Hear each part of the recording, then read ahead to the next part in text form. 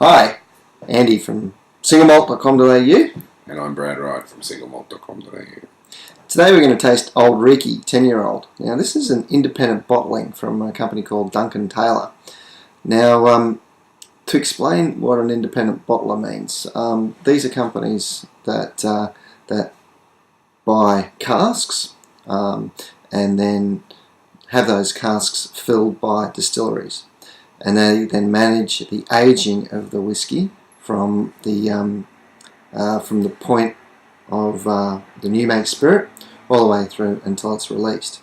So they're very good at doing the final blending of casks and oak selection. So they sort of specialise in the bit they do really well, and they leave the distilling up to the people that do that really well. It's a marriage that I guess has been made in heaven for a long time, where independent bottlers and distillers have worked in harmony for about 150 years, and they do produce some beautiful whiskies. So I guess it's all a matter of focusing on your strengths. So the Auld Reekie 10-year-old, it's had some pretty good raps in the press. We're going to give you our own candid thoughts, but it's always nice to know what Jim Murray thinks of it. Brad's just going to read you an extract. Jim Murray, he likes it. He really does. Taken from his 2010 Bible. Here's what it says. I'll read it straight out. Auld Reekie, I lay malt. A near-perfect nose with indecipherable complexity. Enough salt and peat are at the nucleus. Breathtakingly scrummy bittersweetness, perfect peat levels, perfect degree of oak weight, perfect spice injection, perfect. He doesn't mind this one. I reckon is the underlying message. Perhaps could do with an addition of a surprise element for true perfection. Finish. He gives a 23 long, chewy. Fisherman's Friends dipped in camp coffee and hickory. Hickory? Hickory. Hickory and dog? No, just camp coffee and hickory. Just the hickory, no.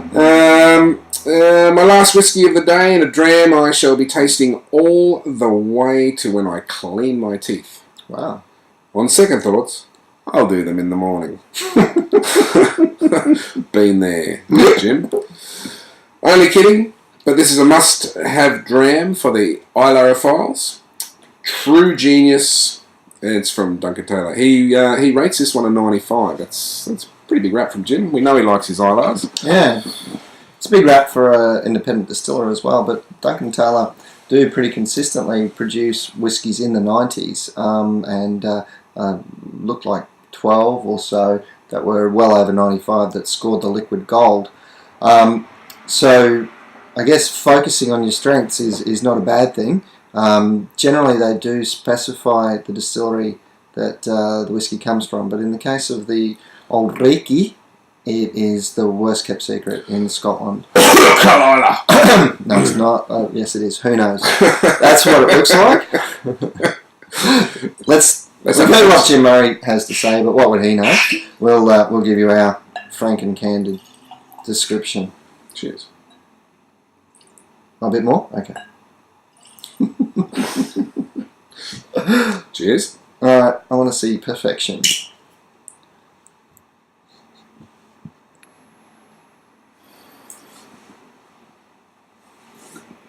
Let's hope it doesn't fall down this time. There's I don't know. There's not much peat on the nose. It's not overpoweringly peaty, is it? No, it's a weird. It's vanilla with peat.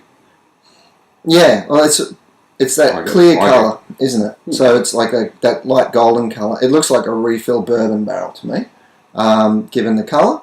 And maybe a bit of vanilla also would indicate bourbon. Yeah, and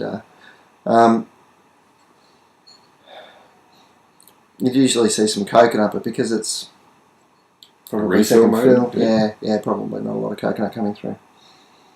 Being Auld Reekie, I would have expected this to knock me in the head. Yeah, the peat. As the name suggests. Yeah, but it's quite light, really. It's an elegant peat. It's beautiful. Beautiful. It is. It's beautiful, but it's not Is it not? It's not a smacker. Yeah. No, it's It's not like an independent bottle. Not a distillery bottling of Kalila, which that smacks you in the face. But in a good way. in a good way. It's not like a wet fish. It's like a smack in the face with beautiful lips rather than a smack in the face with a wet fish. This is not a smack in the face. It's a peck on the cheek. It is, yeah. I would say subtle overtones of peat rather than, a big peat on the nose. Anyway. No.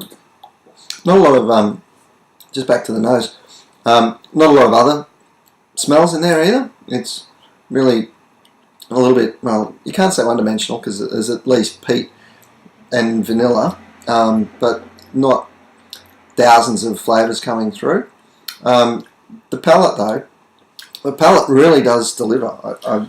I think it has... The peat comes through on the palate for sure. It does, but it doesn't dominate. But it doesn't dominate. Yeah. There's You get lots of other flavours as well because the peat isn't so strong. You can actually taste. I get like a saltiness. This is just on the finish now, but I get a saltiness and like a slight iodine flavour. A little bit of pepper. Yeah, definitely some spicy pepper. Yeah, bit of clove. Yeah, it's got a lot of flavour. Clove, that's a good one. Yeah, no, I do get that. Yeah.